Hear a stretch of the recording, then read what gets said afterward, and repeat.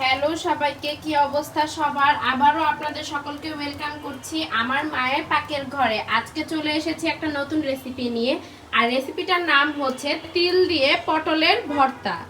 তো চলুন আর কথা না বাড়িয়ে ভিডিওটা শুরু করি। এখানে মা সকল উপকরণ সাজিয়ে নিয়েছে। এখানে আছে রসুন কুচি, পেঁয়াজ কুচি, কাঁচামরিচ, তিল, আর আছে এখানে পটল। তো এই তো আজকের উপকরণ। প্রথমে মা তিলটাকে ভেজে নিচ্ছে।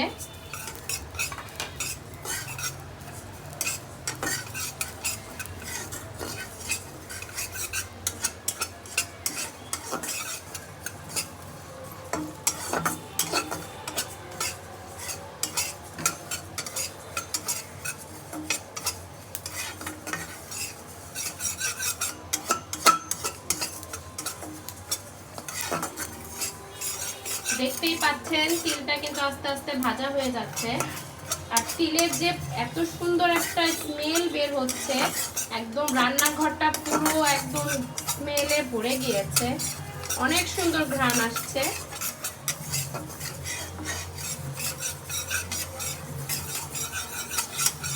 ভাজা হয়ে গিয়েছে, এই পর্যায়ে নামিয়ে ফেলেছে। তারপর দিয়ে দিচ্ছে সরিষার তেল।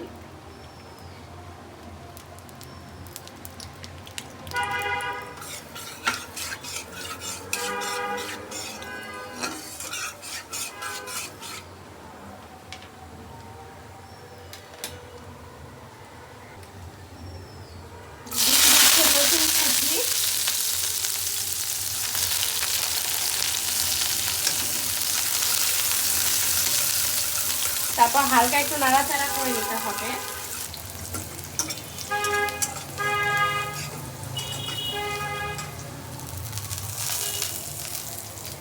দিয়ে দিচ্ছে পেঁয়াজ আর কাঁচামরিচ কুচি।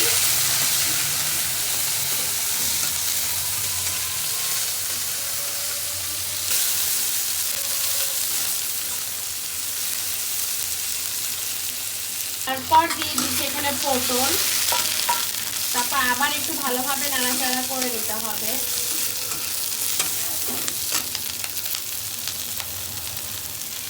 দিয়ে দিতে হবে পরিমাণ মতো লবণ।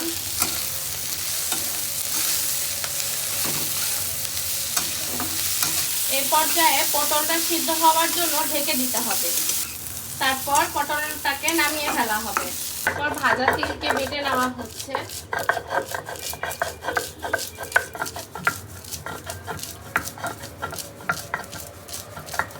এরপর বেটে নিচ্ছে মরিচ, আর মা বাটছে, আর এত সুন্দর ঘ্রাণ বের হচ্ছে। আপনারা বাসায় অবশ্যই এই ভর্তাটা ট্রাই করবেন। তারপর এখানে বেটে নিচ্ছে পেঁয়াজ, পটল আর রসুন। আর এর মাঝে তৈরি হয়ে গেল আমাদের তিল আর পটলের ভর্তা। দেখতে কিন্তু খুবই লোভনীয় লাগছে। না খেয়ে আপনারা বিশ্বাস করবেন না যে ভর্তাটা এত বেশি মজা হয়েছে। একদম মানে মুখে দিলেই মানে অন্যরকম একটা স্বাদ চলে আসে।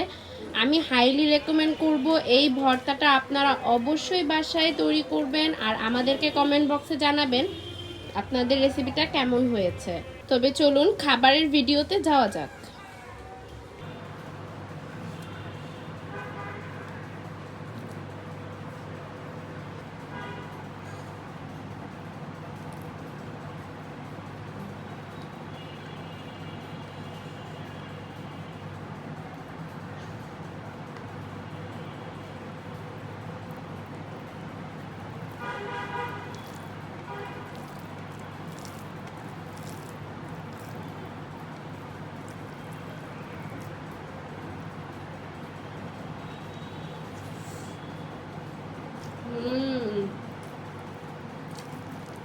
অনেক মজা হয়েছে, আর আপনারা বাসায় চাইলে ট্রাই করে দেখতে পারেন, আর আমাদেরকে জানাতে পারেন আপনার রেসিপিটা কেমন হয়েছে। দেখা হবে অন্য ভিডিওতে, ততক্ষণ পর্যন্ত ভালো থাকবেন।